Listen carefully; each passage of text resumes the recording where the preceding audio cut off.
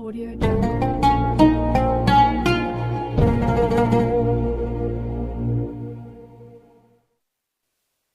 Assalamualaikum warahmatullahi wabarakatuh. Alhamdulillahi rabbil alamin. Wassalatu wassalamu ala asyrafil anbiya'i wal mursalin Sayyidina wa maulana Muhammadin wa ala alihi wa sahbihi wa tahirina ajma'in. Rabbi syrah li sadri wa yassir li amri wahlul 'uqdatam min lisani yafqahu qawli, amma ba'du. Hadratal muhtaram, para alim, para ustadz yang kami taati, selamat datang, selamat bergabung para penyimak Sinau Bareng di channel YouTube Zawiyah At-Ta'limiyah yang dirahmati Allah. Alhamdulillah, pada video kali ini kita melanjutkan pembahasan kitab Fathul Mu'in mengenai bab puasa, yang kali ini sampai pada hal-hal yang membatalkan puasa. Seperti biasa, sebelum kita mulai, mari kita hadiahkan Al-Fatihah kepada baginda Nabi Muhammad sallallahu alaihi wasallam wa ala alihi wa ashabihi wa dzurriyyatihi wa ahli baitihi wa azwajihi wa nisaihi wa ila jami'il anbiya'i wal mursalin, wa nakhussu khususan maulana Balyan bin Malkan sayyidina Nabiullah Khidir wa jami'il malaikatil muqarrabin salawatullah salamuhu alaihi wa alaihim ajma'in, wa ila jami'il aimmatil mujtahidin wa muqallidihim fiddin wal ulama'il amilin wal mukhlasin wal musannifin wal muhaddithin wal qurra'i wal mufassirin wa sadati sufiyati wal muhaddiqin wa awliya'il qawni ajma'in, wa maulana awal sufin Sayyidina Wais Al-Qarani wa maulana Imamil A'zam Muhammad bin Idris Syafi'i wal Imam Abi Hanifah wal Imam Malik bin Anas wal Imam Ahmad bin Hanbal wa hujjatul Islam al-Imam bin Hamid Muhammad bin Muhammad Al-Ghazali wa sultanil awliya Syekh Abdul Qadir Al-Jilani qaddasa sirra wa nawara dharihah, wa ila jamil awliya Abil Masyhur wal Lisanga wa Syekh Zainuddin Al-Malibari wal Imam Ibn Hajar Al-Hitami wa Syekh Nawawi Al-Bantani wa Syekhina Khalil Bantalan wa Khabarat Syekh Al-Ash'ari dan Kiran Syekh Al-Malik Jabawi wa Syekh Al-Fatih wa usulihim wa furu'ihim wa umum.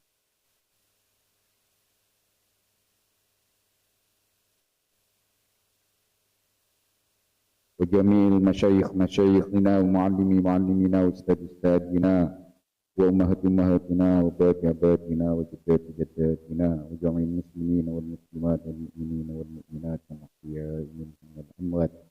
Sya'unillahi lana wa lahumul fatihah. A'udzu billahi minasyaitonir rajim. Bismillahirrahmanirrahim. Alhamdulillahi rabbil alamin. Ar-Rahmanir-Rahim. Maliki yaumiddin. Iyyaka na'budu wa iyyaka nasta'in. Ihdinas siratal mustaqim. Siratal ladzina an'amta 'alaihim ghairil maghdubi 'alaihim waladdallin. Bismillahirrahmanirrahim. Qala al-musannif wasyarih wal muhassi rahimahumullahu ta'ala wa nafa'ana bihim wa ulumihim fid dharain rabbi yassir wa'in.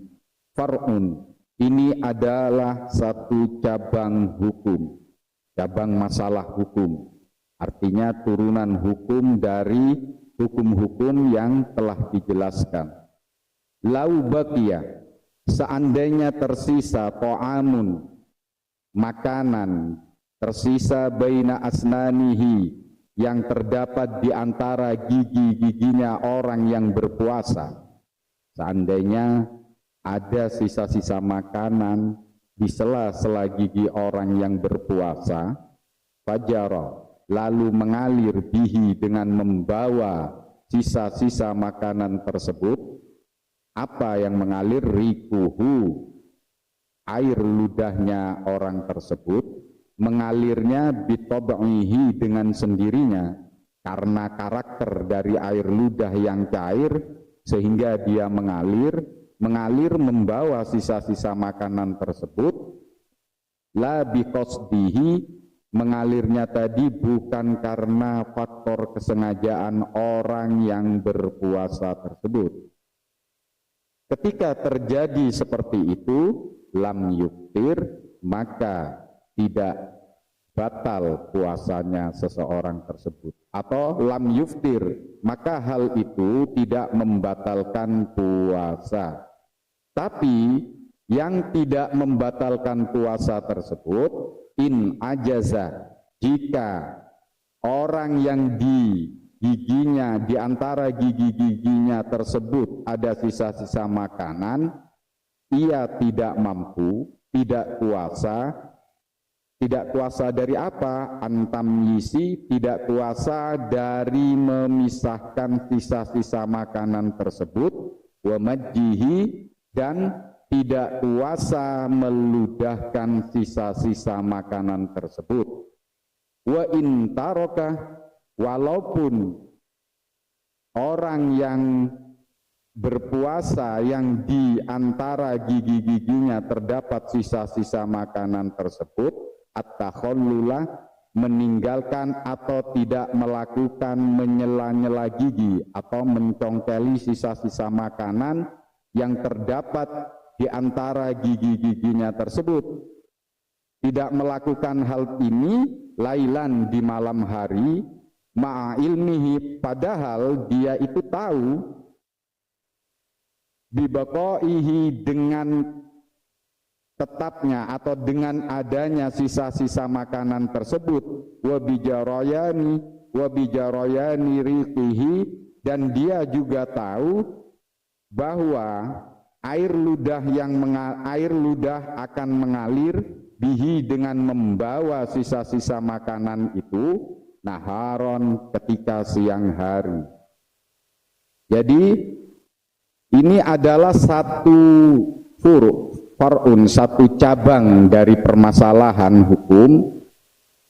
Jika ada sisa-sisa makanan yang tersisa melekat di antara gigi-gigi orang yang berpuasa, kemudian air ludah dengan karakteristiknya, dengan sifat-sifatnya, mengalir membawa serta makanan yang tersisa di antara gigi-giginya tersebut, dan juga ludah yang mengalir tersebut tidak ada faktor kesengajaan, maka hal ini ketika air ludah mengalir tertelan membawa sisa-sisa makanan lalu masuk ke dalam tenggorokan hingga ke dalam tubuh, hal ini tidak membatalkan puasa.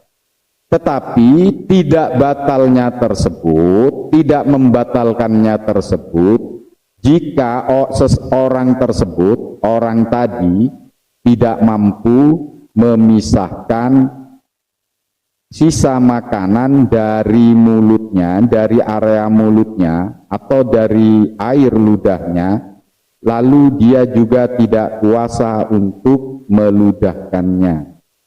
Jadi misalnya setelah makan sahur ada seseorang tidak membersihkan giginya dari sisa-sisa makanan, kemudian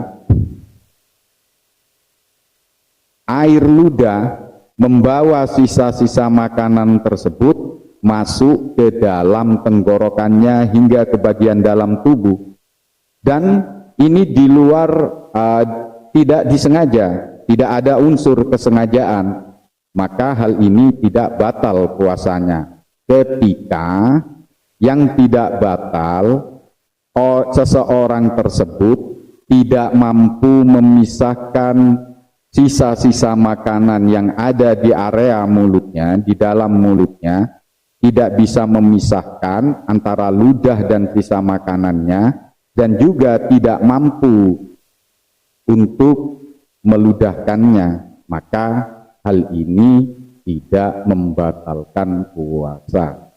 Tetapi jika ini ada faktor kesengajaan atau dia mampu andai kata memisahkan sisa makanan dan meludahkannya tapi tidak dilakukan, sehingga sisa makanan itu terbawa masuk ke dalam tenggorokannya, maka hal ini membatalkan puasa. Misal ketika bangun tidur, karena tadi malam saya tidak sikat gigi habis makan sahur, ketika bangun tidur ada rasa sisa-sisa makanan dalam mulut saya, andai kata saya ludahkan, hal itu bisa, tapi tidak saya lakukan.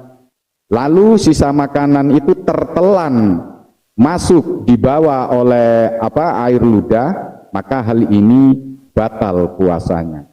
Yang tidak batal ketika dia tidak sanggup, tidak mampu memisahkan sisa makanan dari air ludahnya, sehingga dia tidak mampu meludahkan sisa-sisa makanan tersebut, maka ketika tertelan masuk bersama air ludahnya, hal ini tidak membatalkan puasa. Sekalipun ketika setelah selesai makan sahur, dia tidak melakukan atau tidak menggosok giginya, membersihkan giginya, atau mencongkel sisa-sisa makanan yang ada di sela-sela giginya waktu malam hari, padahal dan dia juga tahu bahwa ada sisa makanan di antara atau di sela-sela giginya, dan dia juga tahu bahwa ketika besok siang pastilah air ludah itu akan mengalir dan membawa sisa-sisa makanan tersebut ketika di siang hari. Nah, meskipun seperti ini tetap tidak membatalkan puasa. Alasannya kenapa hal ini tidak membatalkan puasa? Li'annahu, karena sesungguhnya orang yang berpuasa tersebut innama yukhatabu, hanya saja atau hanya diperintahkan, dianjurkan bihima, dengan memisahkan sisa makanan dan meludahkan tersebut, dianjurkan atau diperintahkannya hal itu in qadarah, jika orang tersebut mampu alaihima, untuk melakukan keduanya tersebut, artinya melakukan memisahkan sisa makanan dan meludahkannya. Jika dia tidak mampu, jika dia mampu, maka hal ini harus dilakukan. Dilakukan kapan? Halas saumi, ketika sedang berpuasa. Jadi alasan kenapa di malam hari itu ketika seseorang setelah selesai makan sahur tidak membersihkan giginya, padahal dia tahu ada sisa makanan, dan dia juga tahu bahwa air ludah itu kalau mengalir akan membawa sisa-sisa makanan tersebut, hal ini tidak membatalkan puasa, karena anjuran membersihkan area mulut dan meludahkan sisa-sisa makanan tersebut itu ketika mampu dilakukan di saat dia berpuasa, bukan di saat dia tidak berpuasa. Jadi ketika mampu melakukan, walaupun hal ini tidak wajib, walaupun hal ini dianjurkan ketika mampu melakukan, lakin yata'akkadu, akan tetapi menjadi sunnah muakkadah atau menjadi anjuran yang kuat, at-takhallulu, menyela-nyela gigi, mencongkel sisa makanan dari gigi, ba'dat tahassuri, setelah ia makan sahur. Jadi walaupun tidak diwajibkan secara mutlak, artinya dianjurkan membersihkan sisa makanan di sela-sela gigi itu dan meludahkan sisa-sisa makanan tersebut ketika mampu dilakukan, walaupun hal ini tidak wajib ketika tidak mampu, akan tetapi menyela-nyela gigi, mencongkel sisa makanan di antara gigi-gigi orang yang setelah selesai makan sahur, itu hukumnya sunnah muakkadah, anjuran keras. Jadi menggosok gigi setelah makan sahur itu hukumnya tidak wajib. Namun ketika keesokan harinya, di saat berpuasa, di siang harinya ada sisa makanan, dia mampu andai kata memisahkan sisa makanan itu dari air ludahnya dan juga mampu untuk meludahkan sisa makanan tersebut, tapi tidak dilakukan, lalu ada sisa makanan yang masuk ke dalam tubuhnya, hal ini membatalkan puasa. Walaupun tidak ada kewajiban menggosok gigi, akan tetapi hal ini hukumnya sunnah muakkadah. Jadi anjuran yang sangat kuat harus dilakukan walaupun tidak wajib, karena akan fatal akibatnya ketika bangun tidur dia merasa ada sisa makanan dalam mulutnya, tapi dia malas-malasan untuk meludahkan, sehingga ketika air liur itu dia telan dan sisa-sisa makanan tersebut ikut masuk ke dalam tubuhnya, maka hal ini membatalkan puasa. Amma idza lam ya'jiz awi batala'ahu qasdan fa innahu mufattirun jazman. Amma idza lam ya'jiz, adapun apabila orang yang berpuasa itu mampu memisahkan air ludah dari mampu memisahkan sisa-sisa makanan dari air ludahnya, artinya dari area mulutnya, dan juga dia mampu meludahkan sisa-sisa makanan tersebut, awi betala'ahu, atau dia menelan sisa-sisa makanan tersebut qasdan, dalam kondisi disengaja, secara sengaja dia menelan sisa-sisa makanan tersebut, fa innahu, maka hal tersebut muftirun atau mufattirun, membatalkan puasa jasman, secara pasti.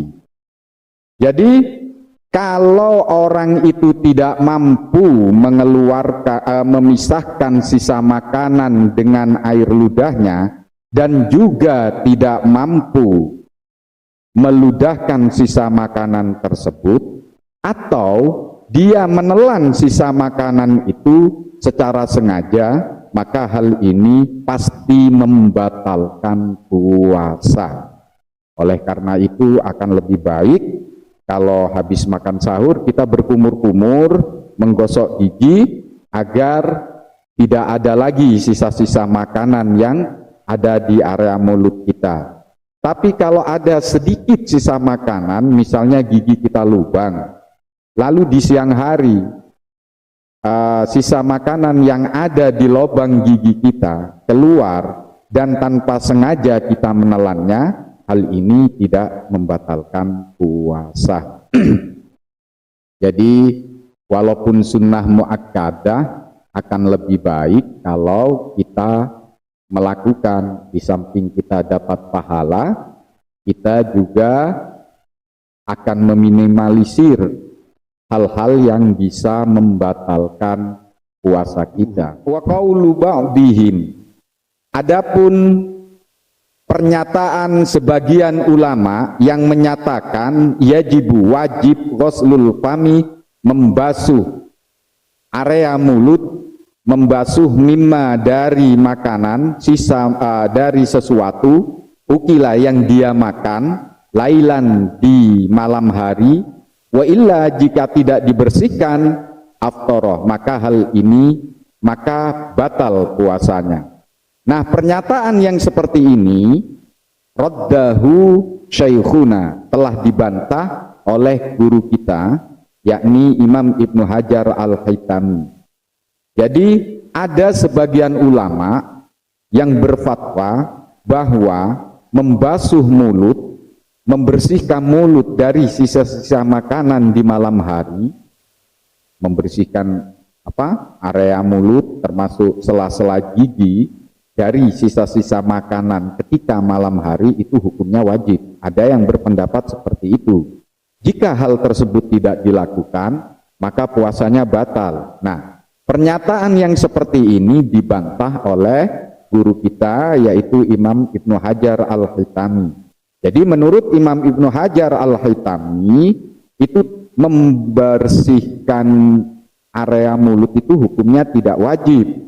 Dan juga ketika tidak melakukan, tidak membersihkan mulut di malam hari, itu juga tidak membatalkan puasa. Kecuali ketika dia tidak membersihkan mulutnya di malam hari, di siang harinya ada sisa-sisa makanan, tapi dia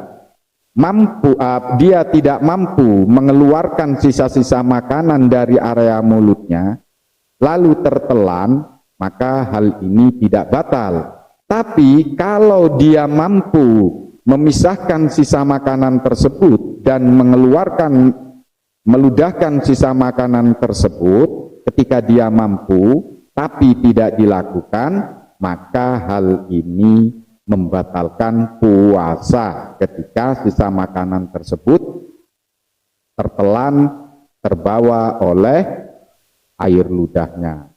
Ini bantahan dari Imam Ibnu Hajar Al-Haytami terhadap satu pernyataan dari sebagian ulama yang menyatakan membasuh area mulut di malam hari itu hukumnya wajib.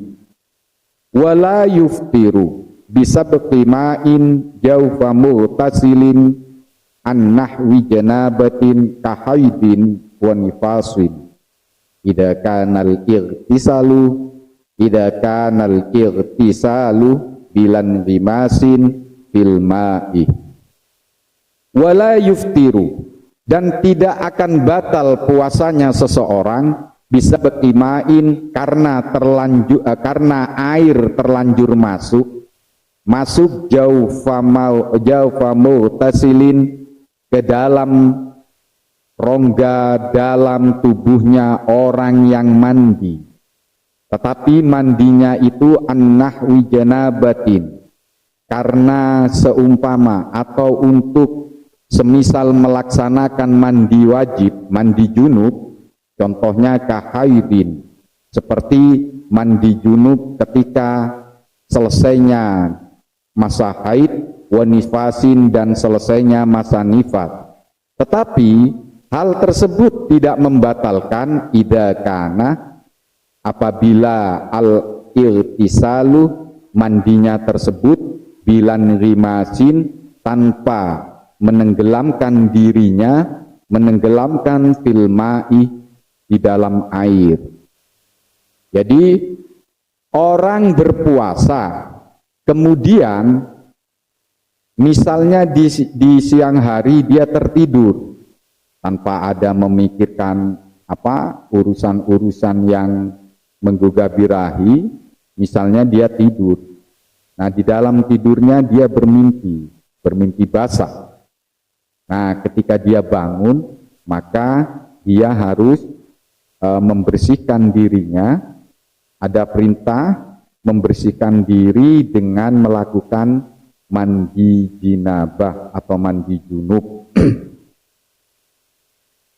Tetapi dia sedang berpuasa.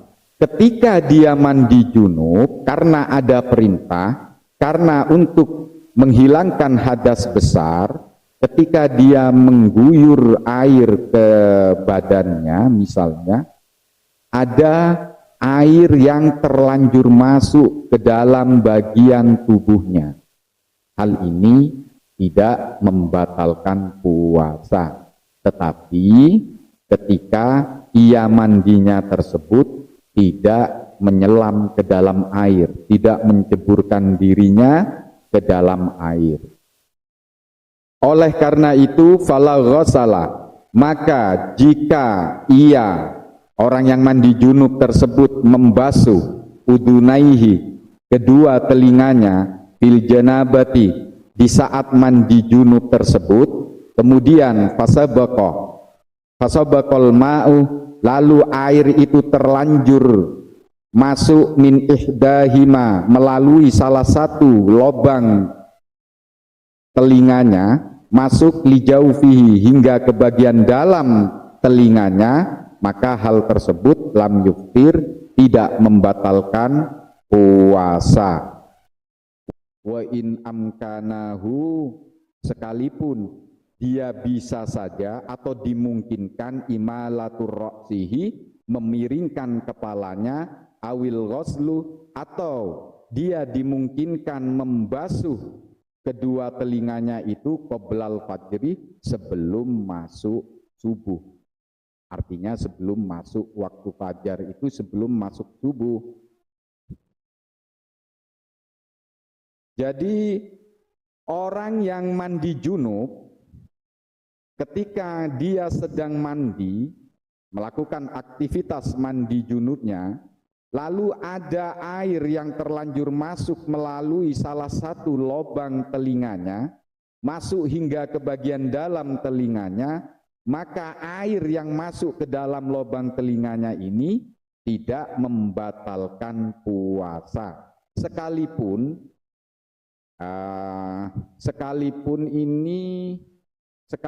orang tersebut, orang yang mandi, yang membasuh telinganya itu bisa sekali, dimungkinkan, artinya bisa banget memiringkan kepalanya ketika membasuh telinganya.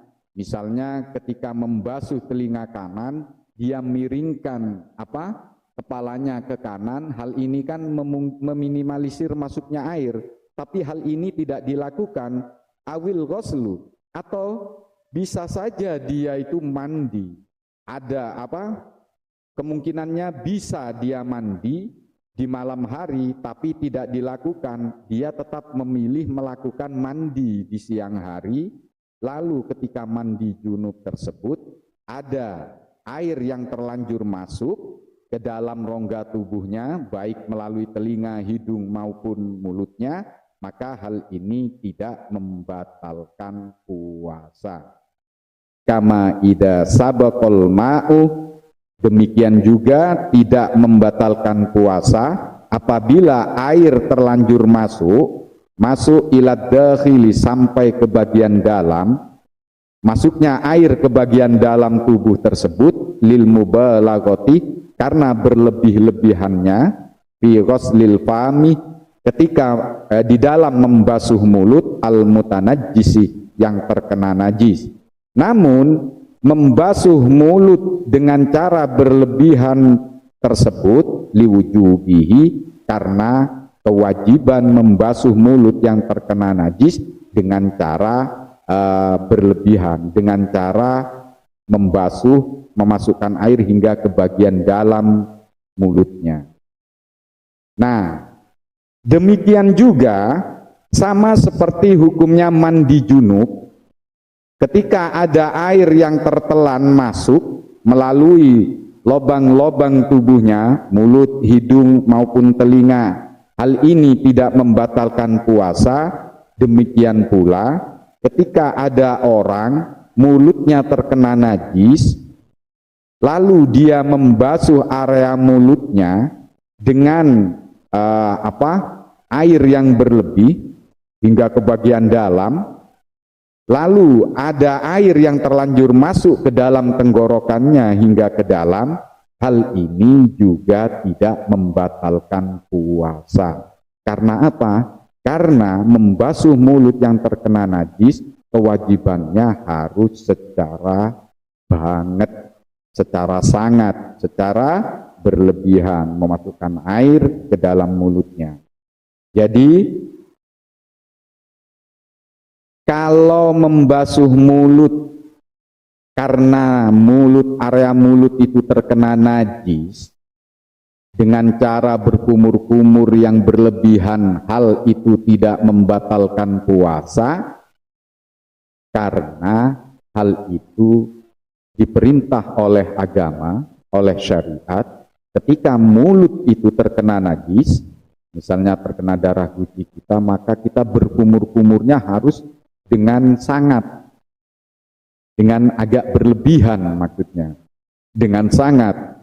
Jadi ketika berkumur-kumur karena ada perintah dari agama, dari syariat, lalu ada air yang tertelan masuk ke dalam tenggorokannya hingga ke bagian dalam tubuhnya, maka hal ini tidak membatalkan puasa.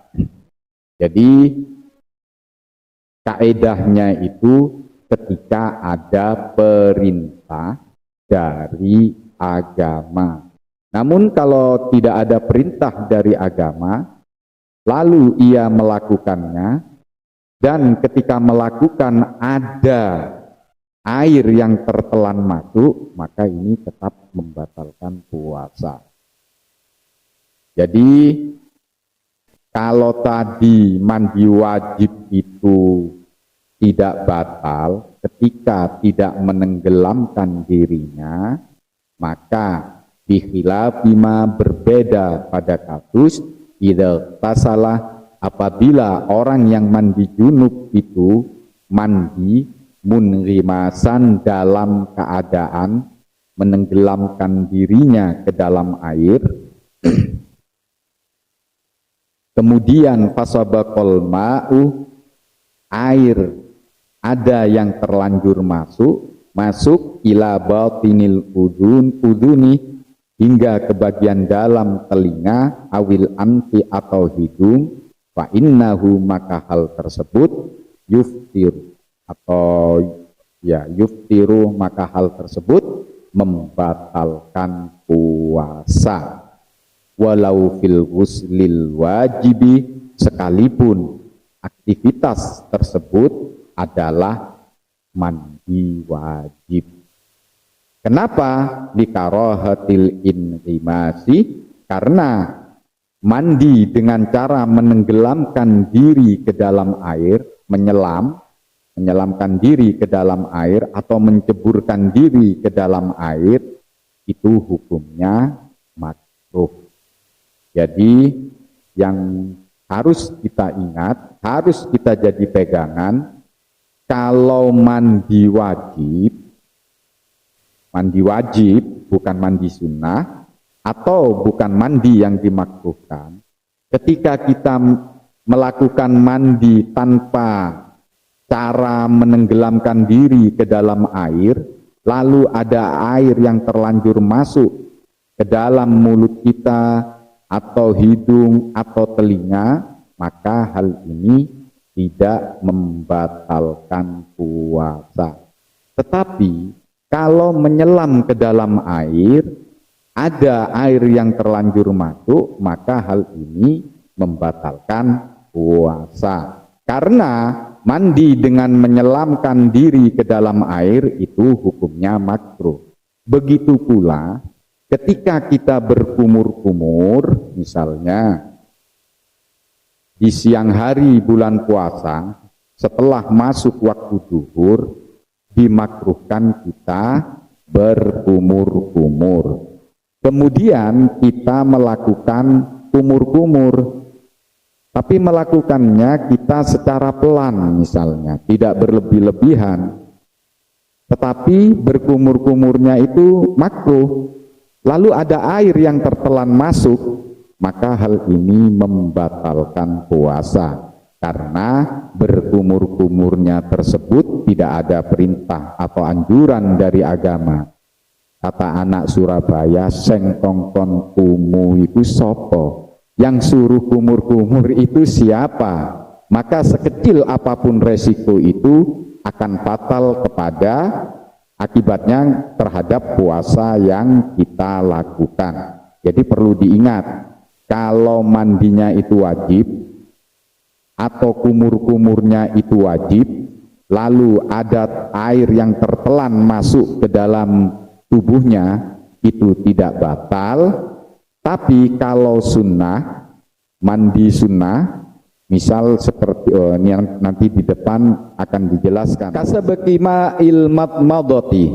Demikian juga sama hukumnya dengan mandi dengan cara menenggelamkan diri ke dalam air, yaitu terlanjur masuknya air kumur-kumur bil mubalaghati, yang dilakukan secara berlebihan, masuk ilal jaufi, ke bagian dalam, ma'atadzakurihi, bersamaan orang tersebut ingat, lisaumi, akan ibadah puasanya, wa ilmihi, dan dia juga tahu biadami masyru'iyatiha, bahwa berkumur-kumurnya itu tidak ada anjuran dari syariat, artinya tidak disyariatkan, maka hal ini hukumnya sama dengan mandi dengan cara menenggelamkan diri ke dalam air. Jadi ada orang kumur-kumur. Kumur-kumur itu tidak diperintahkan dengan berlebihan, dengan terlalu, karena tidak ada hal yang najis di dalam mulutnya. Tapi dia melakukan dengan terlalu, lalu ada air yang terlanjur masuk hingga ke bagian dalam tubuhnya. Bersamaan ketika ia melakukan kumur-kumur, dia itu ingat kalau dia sedang berpuasa, dan dia juga tahu bahwa berkumur-kumur dengan cara berlebihan seperti itu tidak ada anjuran dari syariat, tapi dia tetap melakukan, maka hal ini membatalkan puasanya. Bikhilafihi, berbeda hal dengan berkumur-kumur, bila mubalaghatin, dilakukan tanpa dengan berlebih-lebihan. Jadi misalnya saya mau sholat duhur jam 11 sebelum adzan, karena saya kepengen iktikaf sebentar di masjid sebelum masuk waktu duhur, lalu saya mengambil wudhu. Ketika saya hendak berwudu, ada kesunahan wudu, yaitu salah satunya berkumur-kumur. Lalu saya melakukan kumur-kumur karena ada anjuran dari agama, yaitu sunnah hukumnya. Dan saya lakukan secara tidak berlebih-lebihan, lalu ada air yang terlanjur tertelan masuk ke dalam tenggorokan, hal ini tidak membatalkan puasa. Karena ada anjuran agama, sunnah, dan juga dilakukannya tidak berlebih-lebihan. Berbeda hal kalau misalnya saya berkumur-kumur karena ada kesunahan, tapi saya lakukan secara berlebihan, dan ketika saya melakukan kumur-kumur itu saya tahu kalau saya sedang berpuasa, dan kumur-kumur yang secara berlebihan itu tidak disunahkan, tidak ada anjuran ketika melakukan kumur-kumur sunnah, lalu ada air yang tertelan masuk, maka ini membatalkan puasa. Atau saya berkumur-kumur ketika bangun tidur siang hari jam 1 siang, misalnya saya bangun tidur karena mulut rasanya tidak enak, lalu saya kumur-kumur, kumur-kumurnya secara tidak berlebihan, lalu ada air yang tertelan masuk, maka hal ini membatalkan puasa, karena berkumur-kumurnya itu tidak disyariatkan oleh agama. Jadi yang perlu diingat ketika kita mau melakukan kumur-kumur, apakah kumur-kumur itu ada anjurannya dari agama, ataukah kumur-kumur itu ada perintah dari agama? Kalau ada perintah, apakah perintahnya itu wajib ataukah perintahnya itu sunnah? Kalau misalnya wajib, maka kita melakukannya bebas, asal tidak niat menelan air kumur-kumur atau air ketika kita mandi. Itu bebas kalau ada perintah wajib. Ada perintah tapi sunnah, anjuran sunnah. Bagaimana caranya kita melakukan? Kita harus berhati-hati. jangan berlebihan ketika menggunakan air. Ketika kita melakukan hal yang sunnah hukumnya dilakukan secara berlebihan, lalu ada air yang masuk ke dalam tubuh kita, maka hal ini membatalkan puasa. Jadi hati-hati. Atau kita misalnya seperti di bulan Ramadan tahun ini kan suhunya luar biasa ya, panas, gerah ya, begitu lembab sehingga memancing keluarnya keringat. Ketika keringat itu keluar, rasanya kita kepengen mandi terus. Nah, ketika kita mandi, niatnya tidak disyariatkan oleh agama, kita mandi pelan-pelan, tapi ada air yang terlanjur masuk ke dalam tubuh kita, maka hal ini tetap membatalkan puasa. Wa kharaja, dan keluar, tidak masuk, biqaulihi, dengan pernyataanku an-nahwi janabatin. Jadi kata penulis kitab Fathul Mu'in ini, Syekh Zainuddin Al-Malibar, tidak masuk dari ungkapanku, yaitu mandi junub, tidak masuk, artinya bukan mandi junub, bukan mandi wajib, yaitu al-ghuslul masnuni, al-ghuslul masnunu, yaitu mandi al-masnunu yang disunahkan. Jadi mandi sunnah itu bukan mandi wajib. Wa ghuslut tabarrudu, dan juga mandi untuk penyegaran. Nah, ketika mandi yang disunnahkan dan juga mandi untuk penyegaran tubuh atau mendinginkan tubuh itu kita lakukan, fayuftiru, maka bisa batal puasanya, bisa bektimain, karena terlanjurnya air fihi, masuk ke dalam tubuhnya. Walau bilan ghimasin, sekalipun dia melakukan mandi tersebut tanpa menyelamkan dirinya ke dalam air. Jadi kata pengarang kitab Fathul Mu'in, Syekh Zainuddin Al-Malibar, dia mengecualikan mandi sunnah dan juga mandi untuk penyegaran dari mandi junub. Artinya mandi sunnah itu bukan mandi wajib, dan mandi tabarrud itu juga bukan mandi sunnah dan mandi wajib. Lalu ada orang mandi karena mencari agar tubuhnya segar, karena keringat terus misalnya, segar. Jadi dia mandi tujuannya untuk menyegarkan tubuhnya. Dia melakukannya pelan-pelan, menyiram tubuhnya pelan-pelan. Tapi sialnya ada air yang terlanjur masuk melalui hidung atau telinga atau mulut atau kubul misalnya. Maka hal ini membatalkan puasa, sekalipun orang yang mandi untuk menyegarkan tubuh itu dilakukannya secara perlahan dan tidak menyelam ke dalam air. Kesimpulannya, kalau ada sisa makanan, kalau habis makan sahur, hendaknya kita melakukan gosok gigi, membersihkan area mulut dari sisa-sisa makanan. Karena walaupun hal tersebut itu disunahkan, tapi andai kata kita bangun tidur ada sisa-sisa makanan, lalu kita mampu mengeluarkan tapi enggan atau malas mengeluarkannya, sehingga tertelan terbawa oleh ludah, tertelan masuk ke dalam tenggorokan, maka puasanya batal.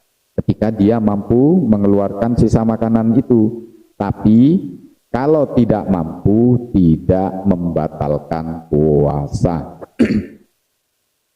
Dan juga orang yang mandi wajib, mandi yang diwajibkan oleh agama, dia melakukannya, dia mandinya tidak dengan cara menyelam ke dalam air, lalu ketika dia mengguyur tubuhnya, mengguyur badannya, ada air yang terlanjur masuk atau tertelan ke dalam mulutnya, maka hal ini tidak membatalkan puasa.